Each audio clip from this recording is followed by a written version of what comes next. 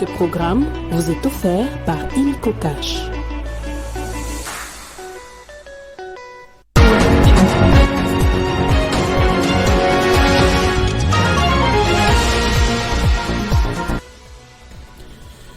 Une enquête est ouverte sur un supposé détournement de fonds à la Chambre haute du Parlement. C'est le ministre de la Justice lui-même qui l'a fait savoir au président du bureau provisoire lors d'une rencontre ce mercredi au Palais du Peuple.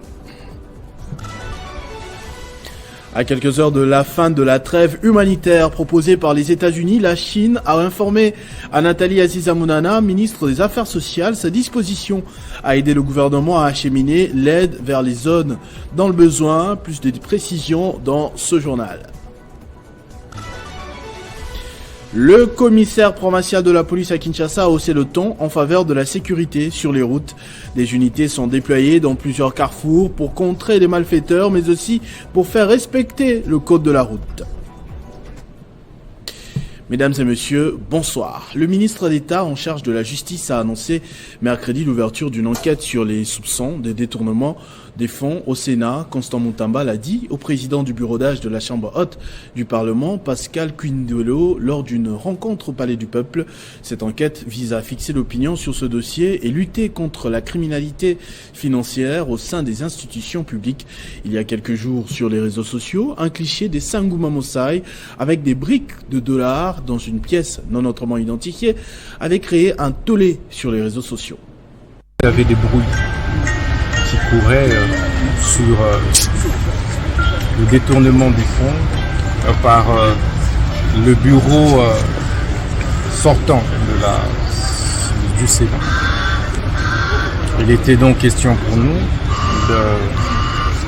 d'assurer et rassurer le bureau provisoire des termes de l'enquête judiciaire que nous avons diligentée pour que le peuple congolais soit éclairé sur la photo qui a circulé et où nous avions vu des anciens sénateurs avec des briques d'argent sur la table.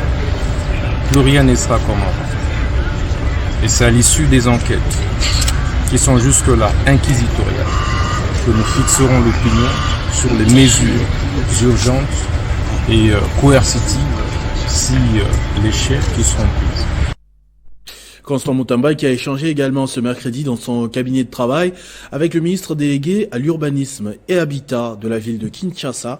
Tengelito sollicite le concours du ministre sur des mesures disciplinaires et hygiéniques qui doivent régir le fonctionnement de la ville et en cas de récidive des peines à infliger au hors-la-loi. Nous avons échangé sur des questions en rapport avec la gestion de la ville au niveau de la territoriale. Vous savez qu'en tant que ministre délégué près de l'urbanisme et l'habitat, mais aussi en charge de la politique des villes, il était important de mettre l'accent sur le rôle de tout un chacun au niveau de la territoriale. Donc j'ai remis à son excellence, monsieur le ministre, des documents qui sont, c'est l'édit 003 du 9 septembre 2013, qui porte une mesure de protection sur l'environnement et l'assainissement de la ville de Kinshasa. Et vous avez, c'est-à-dire que toute personne a des obligations, a des droits et des obligations, notamment on ne peut pas jeter des immondices sur la voie publique, on ne peut pas mettre des matériaux de construction sur la voie publique, on ne peut pas couper un arbre. Lorsqu'il y a une construction, il faut le voir, il faut le visiter. Donc bref, c'est une enquête qui est faite au niveau de la territoriale, c'est-à-dire au niveau du bourgmestre. Et lorsque les personnes ne respectent pas ces instructions, les amendes vont jusqu'à 50 millions de francs congolais. J'ai transmis le document à son excellence, monsieur Mineta, aussi sur l'édit 005 du 9 octobre 2012, qui sanctionne justement les nuisances sonores. Cela veut dire que lorsque une personne est multirécidiviste, les amendes vont jusqu'à 1 million de francs congolais et les biens qui ont causé les nuisances sont saisis et la personne peut faire l'objet de 14 jours de servitude pénale. Donc cela veut dire que lorsque maintenant, toute personne qui constate qu'il y a une infraction, il y a une mauvaise construction, une personne qui construit sur un grand niveau, ça c'est par rapport à l'édit 003, où il y a des nuisances, une personne qui est en train de faire du bruit, elle doit se saisir automatiquement, elle doit saisir, écrire à son bourgmestre qui est le plus proche, et réserver copie à monsieur le procureur de la République, tel que son excellence monsieur Mineta m'a dit, et d'office, lorsque ce n'est pas exécuté, le bourgmestre pourra faire l'objet d'une convocation au parquet pour abstention coupable parce qu'il n'a pas exécuté ces textes et lois de la République parce que c'est là où se trouve son devoir. Tenu à Marrakech au Maroc sous le thème « Le rôle de la justice dans la criminalité environnementale », le 17e congrès des procureurs généraux en Afrique, APA en sigle, a réuni 34 pays d'Afrique, dont les procureurs et magistrats du ministère public, ainsi que des experts venant de plusieurs organisations et instances, dont les agences pour l'environnement. Pour sa part, la RDC a été représentée à ces assises par la délégation conduite par le procureur général près la Cour de cassation, Firmin Vendée. Ils étaient au total 88 participants venus des différents pays d'Afrique à prendre part à ces 17e congrès de l'association des procureurs généraux en Afrique.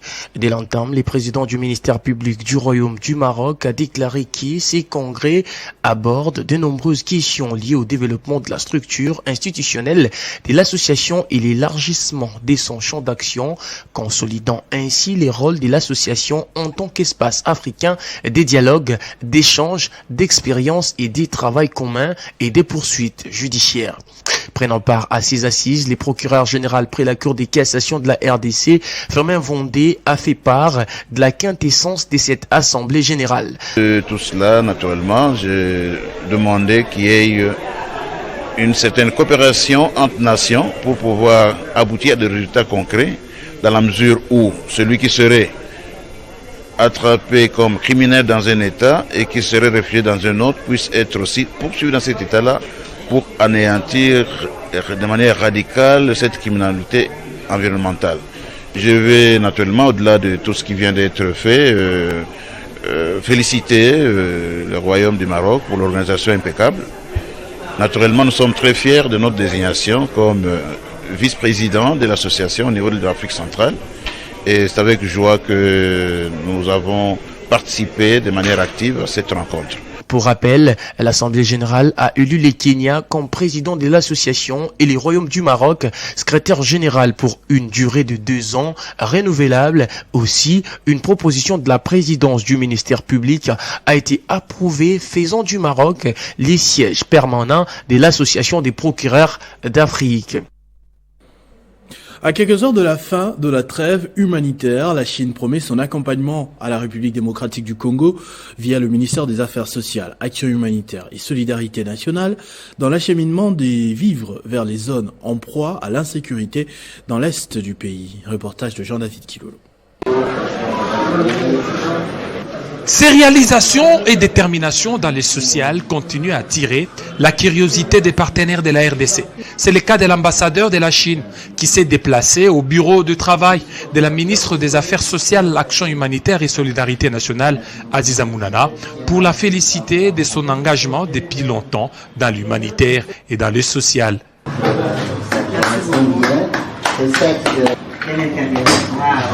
Après des échanges fructueux avec la ministre des Affaires sociales, Action humanitaire et Solidarité nationale, Aziza Mounana, l'ambassadeur chinois promet l'accompagnement de son pays dans les sociales et l'humanitaire en République démocratique du Congo.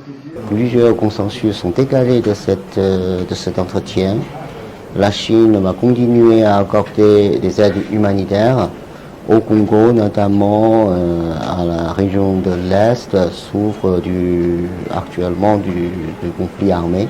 Et sur le plan social, l'accent sera mis sur la formation des formateurs, aussi bien en Chine, avec l'organisation des séminaires en Chine, dans les autres pays africains, donc au niveau régional, mais aussi au niveau local, dans les villes congolaises comme Kinshasa, Lubumbashi, etc. L'ambassadeur de la RDC en Chine a reconnu qu'il a rencontré un répondant valable qui maîtrise mieux les secteurs et surtout le fonctionnement du social et de l'humanitaire.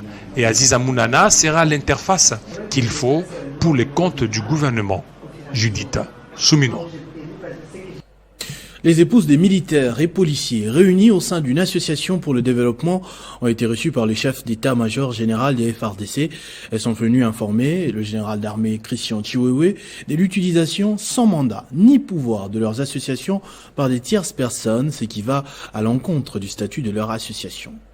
Ces épouses des militaires et des policiers ont soumis l'ensemble de leurs préoccupations au chef d'état-major général des forces armées de la République démocratique du Congo, le général Christian Chiwewe. Vous allez pourquoi il y a une maman qui se présente partout, na ba bailleur de fonds, na ba ministère qui yende aza présidente, ya basi ya ba militaire na ya ba policier. Alors biso tolobi toboyi ba jewana, tolingi amote. Biso ye tozali ba représentant légal. Biso ye moto kopesa ye nzela, ce qui a l'ingasa ya likambo a engagé, que ce soit l'armée, que ce soit la police, il faut avoir des autorisations par na biso. Tokomaki, mais maman wana a résisté. Alors tu estimes qui bon, to ya tokutana na mokonzi ya mapinga, tokutana pela mokonzi ya la police, to solana bango, to yebisa bango nde bakonzi na biso. Bango nde ba saisir maman wana na ba instance nyonso o ezali ke ko yebisa maman wana akende ko représenter biso te. Informé de cette situation, le chef d'état-major général des FARDC leur a promis son accompagnement afin de remettre de l'ordre dans le secteur et de mettre un terme à cette affaire qui ternit l'image et la réputation des épouses des militaires et policiers. Responsable, il y a ma maman Nyoso, ils ont la armée, ils ont la police, ils ont la maman Denise. Alors nous devons remettre de l'ordre. Pour remettre bien ordre, statut en République. Ces épouses des militaires et policiers repartent optimistes après cet échange dans l'espoir d'avoir une suite favorable à leur situation. Lutte contre les embouteillages et autres formes d'antivaleurs sur la voie publique, la police ville de Kinshasa s'est déployée spectaculairement dans différents carrefours. Le commissaire provincial de la police, Blaise Kilimbalimba, tient à la sécurité des usagers de la route. Le point avec Jean-Marie Kazambou qui était notre envoyé spécial.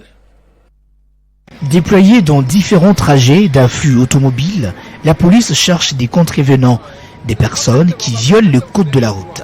Tout véhicule qui prend le sens contraire, mauvais stationnement, véhicule des plus de 20 tonnes sur les sauts de mouton, conduire à portière ouverte, véhicule sans plaque d'immatriculation et plaque bâchée et toute moto sur les sauts de mouton et motos qui prennent le sens contraire.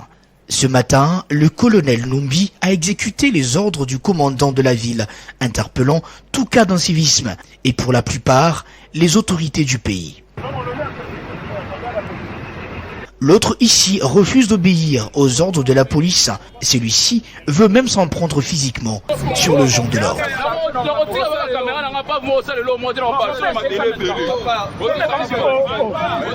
Lui, il est sénateur, mais avec regard dédaignant les autorités de la police face à son infraction. Un député provincial, lui au moins, reconnaît la faute de son chauffeur. Ma Jeep a été appréhendé parce que les chauffeurs avaient pris les sens contraires. C'est ce que nous déplorons à nos chauffeurs. Et nous plaidons souvent à la police de faire son travail. Comme la police l'a appréhendé, moi en tant que député provincial, je suis d'avis. Cela montre un exemple afin que les autres ne puissent pas suivre. Quoi qu'on ait autorité, on ne doit plus marcher sur les lois de la République. Plusieurs motos interpellées. La police souffre car la plupart de ceux qui violent les lois de la circulation routière sont des hommes et femmes forts du pays. Le renforcement des capacités des formateurs, des inspecteurs de formation, ainsi que des bourses pour des apprenants, désormais dans sa vision. Depuis son avènement à la tête de ce portefeuille du gouvernement, le ministre de la formation professionnelle, Marc Ekila, peut compter sur la fondation Vinmart, basée à Lubumbashi, dans le Haut-Katanga, pour un accompagnement. Le renforcement des capacités des formateurs, des inspecteurs des formations ainsi que des bourses pour apprenants, désormais dans sa vision, depuis son avènement à la tête de ce portefeuille du gouvernement, le ministre de la formation professionnelle, Maître Marc Ekila, peut compter sur la fondation Vinmart, basée à Lubumbashi, dans le Haut-Katanga pour un accompagnement. Mardi 16 juillet 2024, un accord cadre de partenariat a été signé entre Maître Marc Ekila Kilombo, ministre de la formation professionnelle, professionnelle et Fezama Chagiro. Les deux parties s'engagent notamment à promouvoir la coopération entre les deux institutions en favorisant la mobilité des formateurs, des inspecteurs des formations et des boursiers afin d'échanger sur les bonnes pratiques. La mise en place des mécanismes de renforcement des capacités des apprenants issus des établissements de formation professionnelle afin de les préparer efficacement à intégrer les marchés du travail. 20 Marthe s'engage aussi à promouvoir la formation professionnelle des jeunes en général, des femmes et de personnes vivant avec handicap en particulier et encourager leur participation au centre de formation. La Fondation Vinmarthe réalise déjà des projets dans le Grand Katanga, mais aussi dans d'autres villes de la RDC. Et pour nous, c'était important d'accompagner le ministère de la formation professionnelle pour la création d'emplois, premièrement, mais aussi parce que nous ne retrouvons pas une main-d'œuvre qualifiée, malheureusement, dans certaines de nos entreprises, tant minières que industrielles. Maître Marqué Kila s'est entretenu avec le comité de gestion de la SNCC conduit par les PCA Oumba Lungangue. Les deux parties ont posé le base d'une collaboration pérenne en vue de la formation du personnel de cette entreprise publique et de son rajeunissement. Plusieurs entreprises publiques congolaises souffrent d'une main-d'œuvre peu qualifiée. Seule une formation de qualité peut aider. La République démocratique du Congo a relevé ce défi. Augmenter le financement international en faveur des forêts du bassin du Congo, le sujet a fait l'objet d'un atelier national de socialisation organisé par la Commission des forêts d'Afrique centrale, COMIFAC et le Fonds mondial pour la nature, WWF en anglais. L'idée est surtout de définir des options visant à rentabiliser les terres du pays. Comment stimuler plus de financements internationaux vers les bassins du Congo? La Commission des forêts d'Afrique centrale et le Fonds mondial pour la nature ont organisé un atelier en vue d'entreprendre des actions de socialisation par les 6 pays des bassins du Congo, à savoir le Cameroun, la République centrafricaine, la République démocratique du Congo, la Guinée équatoriale, le Gabon et la République du Congo. Il était question pour les pays du bassin du Congo de développer de nouvelles approches pour une gestion efficace et durable des forêts. Objectif, augmenter les flux financiers. Cette initiative, avant qu'ils puissent le présenter, il y a eu tout d'abord une étude qu'ils avaient réalisée grâce à un bureau d'études qu'on appelle Climate Focus.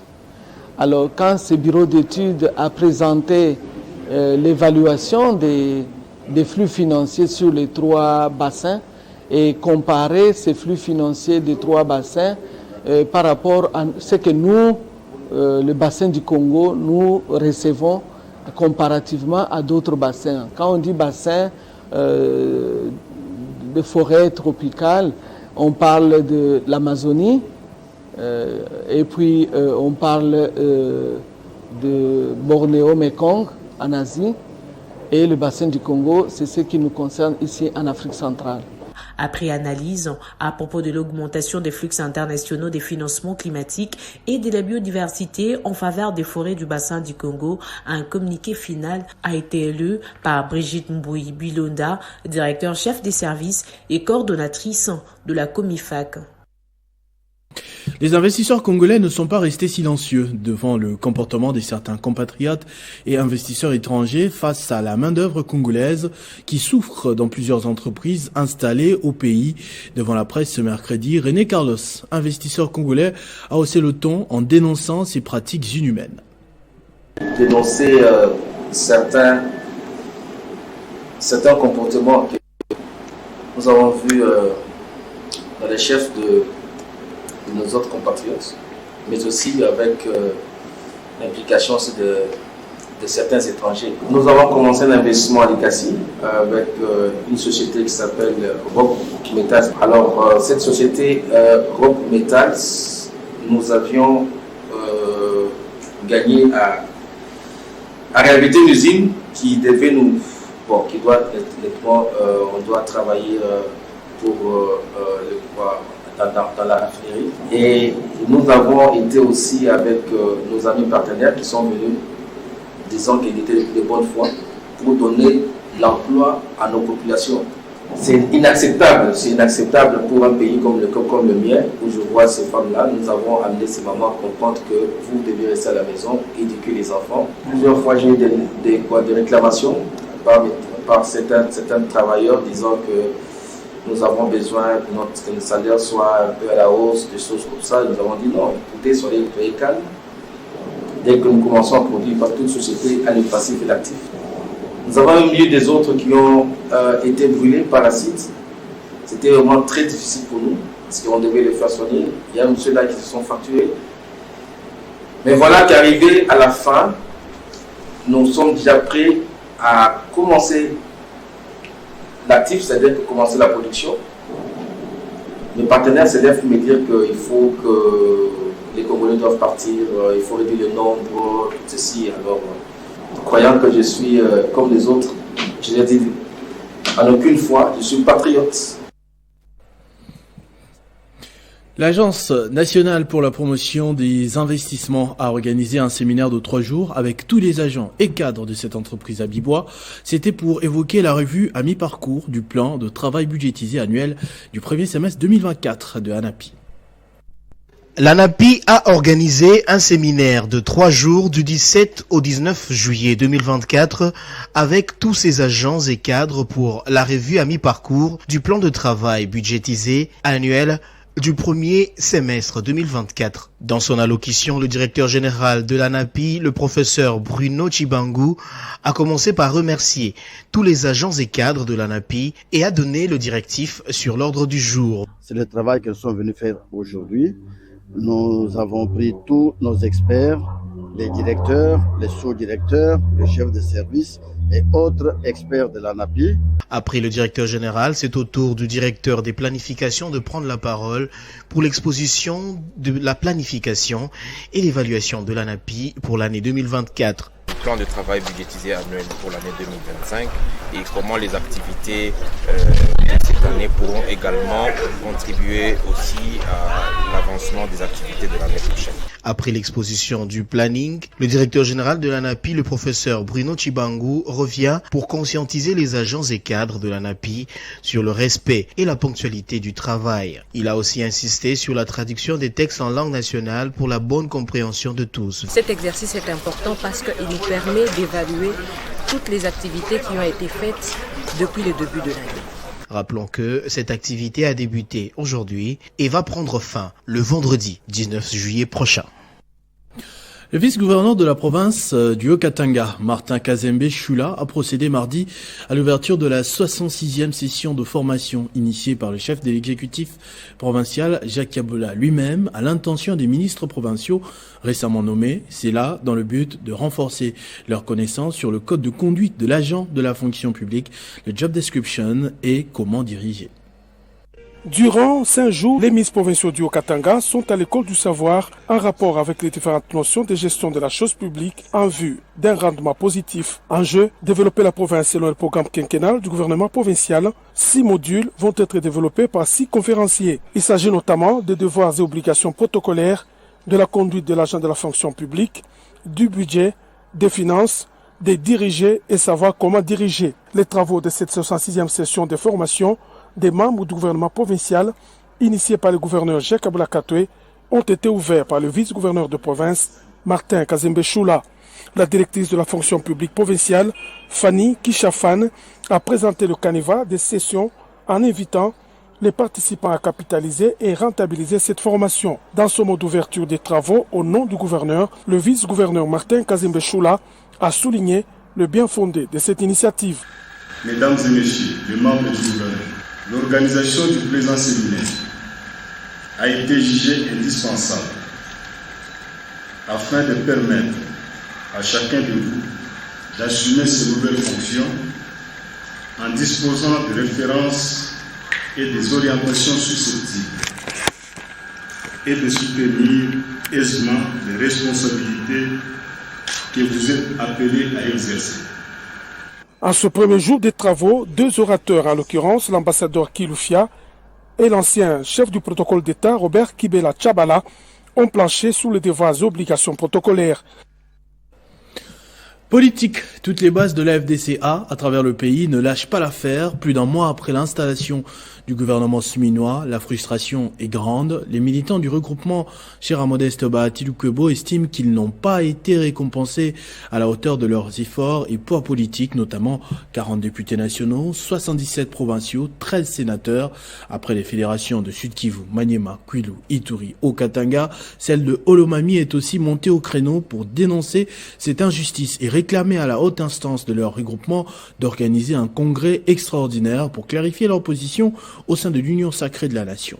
Nous, députés provinciaux, cadres et militants de l'Alliance des forces démocratiques du Congo, AFDC en sigle, réunis ce dimanche 14 février 2024, considérant le fait que notre parti AFDC s'aligne comme deuxième force au sein de l'Union sacrée en termes de poids politique. 13 sièges au sénatorial, 40 sièges à l'Assemblée nationale, 77 sièges à la députation provinciale, 94 sièges au municipal. Prenant en compte le fait que l'AFDC a bâti correctement campagne pour la réélection du chef de l'État et s'inscrit parmi les socles de l'Union sacrée en constituant une majorité écrasante. Constatons avec regret que l'on nous inflige un traitement qui n'est pas proportionnel à notre apport. Nous citons, nous accorder simplement des ministères de moindre taille alors que nous méritons mieux que ça. Ceci étant, nous demandons, à l'instar des autres fédérations de l'AFDC, la convocation d'un congrès extraordinaire dans un délai très raisonnable afin de clarifier notre place dans l'Union sacrée et tirer les conclusions y afférentes. Demandons enfin au chef de l'État, son Excellence Félix Antoine Tshisekedi Tshilombo, garant de bon fonctionnement des institutions de la République, de l'Union sacrée et père de la nation, de s'impliquer personnellement pour la réparation de l'injustice qui n'assure pas la paix sociale. Que vive la République démocratique du Congo, que vive l'AFDC et son autorité morale pour la Fédération du Haut-Lomami. Les députés provinciaux de l'UDPS, Tshisekedi et les partis mosaïques ont, dans une déclaration politique faite ce mercredi, exprimé leur soutien au secrétaire général Augustin Kabuya. Dans ce message lu par les députés provinciaux Justin Moïse Kadima Kabongo, ces élus dénoncent les attaques non fondées à son encontre par certains détracteurs. Députés provinciaux de la ville de Kinshasa, membres de l'UDPS Tshisekedi et des partis mosaïques, devant la situation morose que traverse le parti politique Union pour la démocratie et le progrès social, UDPS en sigle, parti cher au docteur Étienne Tshisekedi Wamulumba d'heureuse mémoire, devant le spectacle désolant auquel se livrent certains combattants de l'UDPS, faisons la déclaration politique suivante. 1. Soutenons sans condition l'honorable Augustin Kabuya comme secrétaire général du parti, UDPS Bar Tshisekedi, et membre du présidium de l'Union sacrée de la nation. Dénonçons avec la dernière énergie les attaques, les colibés, les calomnies non fondées proférées à l'encontre de l'honorable Augustin Kabuya par certains détracteurs en mal de positionnement. Mettons en garde tous les fauteurs de troubles, lesquels jouent le jeu des ennemis de la paix pour saper les efforts du président de la République en ce moment de guerre, d'agression. Encourageons le dialogue au sein de notre parti politique UDPS pour le règlement de tout différend entre membres afin de garantir la réussite et le succès du deuxième quinquennat du président de la République, chef de l'État, notre seule autorité de référence. Ce journal est terminé. Je vous en rappelle tout de suite les principaux titres. Une enquête est ouverte sur un supposé détournement des fonds. À la Chambre haute du Parlement, c'est le ministre de la Justice lui-même qui l'a fait savoir au président du bureau provisoire lors d'une rencontre ce mercredi au Palais du Peuple. À quelques heures de la fin de la trêve humanitaire proposée par les États-Unis, la Chine a informé à Nathalie Aziza Mounana, ministre des Affaires sociales, sa disposition a aidé le gouvernement à acheminer l'aide vers les zones dans le besoin. Le commissaire provincial de la ville de Kinshasa a haussé le ton en faveur de la sécurité sur les routes. Des unités sont déployées dans plusieurs carrefours pour contrer les malfaiteurs, mais aussi pour faire respecter scrupuleusement le code de la route. À tous et à toutes, merci de votre attention soutenue. Restez fidèles au programme de votre chaîne Télé 50. Vivez heureux, vivez 100 ans, mesdames et messieurs.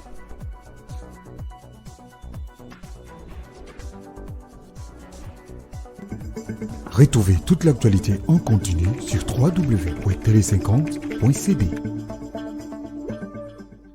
Ce programme vous a été offert par Illico Cash.